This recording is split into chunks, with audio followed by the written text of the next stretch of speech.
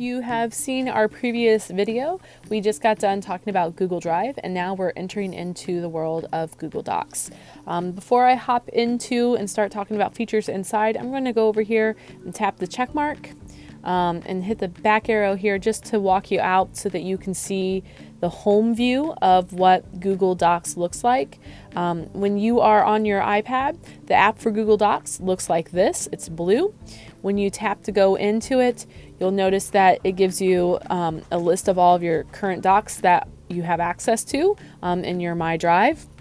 You notice that you also still have a sort feature over here. I prefer last opened by me, but you'll know how you'd like to sort it. Notice how you can do last modified by me, last modified, and by name as well. You'll also notice that once again you have a view option, so you can do thumbnail view or a list view. And then up here, the little folder, you can search your My Drive as well. So if there was something that you needed to have access to your Google Drive, you can search. And then there is a search feature here as well so that you can search. Let's go ahead and let's tap that new doc. Right away, before we tap to get started, you'll see that there is these little icons on here. These icons tell me a little bit of information. The two heads here tell me that it has been shared with somebody. And if I tap these three little dots right here, once again opens up the more options menu, and then I have more options available as well. And once again, this is where we can share. You'll notice that this little check mark right here says available offline, and it's present right here as well, so that if I want to work on my document offline, I can do that as well. So this is a great way of just viewing to see, hey, can I work on this maybe at the coffee shop that doesn't have Wi-Fi as well? Or it might be helpful for your students who might be taking home their iPad and don't have access to Wi-Fi at home as well. So I'm going to go ahead and tap the new doc and hop back in there, and let's look at some features. Once again, I'm going to tap the little pencil to start editing, and my keyboard pops up. You'll see on the keyboard that I've already got a text predictor, so it's wanting me to start typing some text right away. I can also see that next to the spacebar, I have a microphone. If I've enabled this feature, this is a fabulous feature for students who might need a little bit of assistance in typing, so that it does voice to text, and then they can go through and edit accordingly. You'll also notice that the world option is down here. This is your keyboard setting. So if you want to have access to added keyboards, if you have students that speak different languages, you can add those keyboards in the settings app. And then also notice that you do have access to the emoji keyboard as well as the regular US English keyboard. That is everything for the keyboard. I'm going to do the down keyboard button over here to tap to get rid of it. And you'll notice that you have some basic word processor tools here at the top. You also have an undo and a redo button, which is similar to the Google Docs world on a computer. And we have three buttons up here at the top. The plus sign is your media button.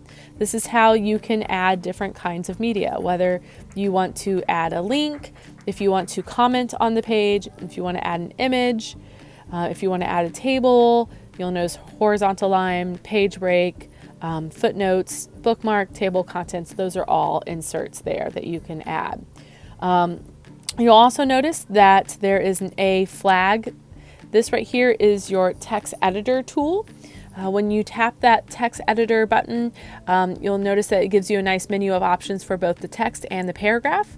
And in the text, you have some different formats and options available to you, as well as within the paragraph.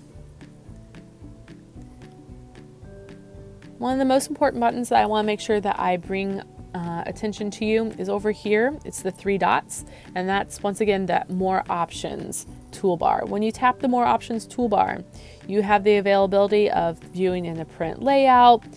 You can do suggestion of changes, look at the document outline, you can find and replace. So if you were looking at a document that was very heavy in text and you wanted to find, maybe you were looking at a spreadsheet and you wanted to look for a certain last name, you can type in that last name and it will search for you.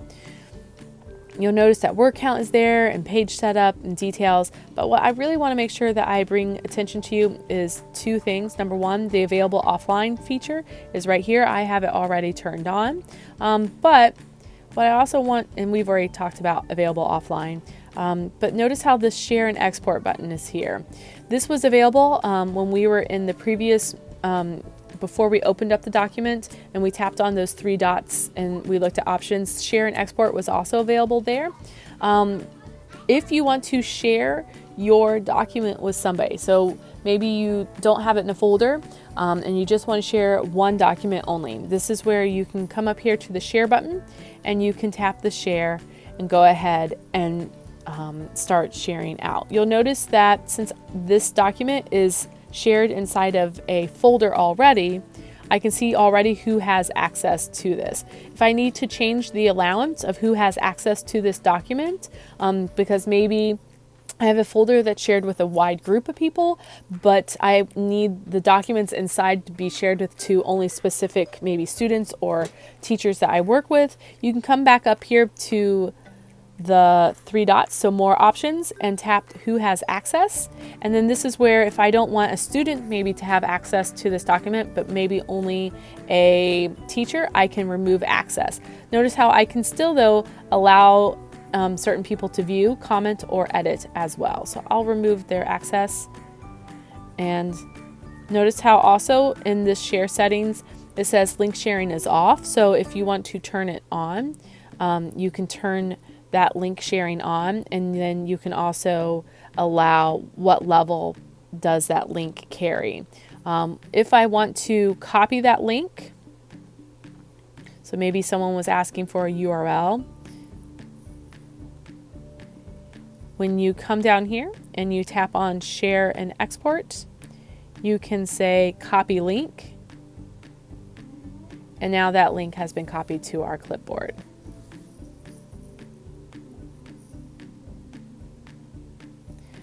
One last item that you would like to know as a teacher, or if you were needing to help students turn in their Google Docs into the Canvas world, you would come back up here to the three dots, so the more option, come back down, tap share and export, and then you'll want to tap where it says send a copy. When you tap that send a copy, it gives you options of how would you like to send this Word doc. You can send it as a PDF or as a Word doc, like in Microsoft. By default, PDF is always selected, and for most cases, that's going to be sufficient for you. Go ahead and tap OK. Once it gets done rendering, it asks, where would you like to send this document to? And you'll notice that I can right there submit it to a Canvas assignment. Notice how though I have other options, so if I need to send that to other places, I could. But for now, I'm going to tap submit assignment, and then I can right there add comments if I need to, select the course and select the assignment, and then tap submit. I'm going to tap cancel for you. When you are done typing in a Google Doc, you can tap the check mark up here, and then you can tap the back arrow, and then you have exited out of your Google Docs. This ends the tutorial for Google Docs app on the iPad. Thanks for listening.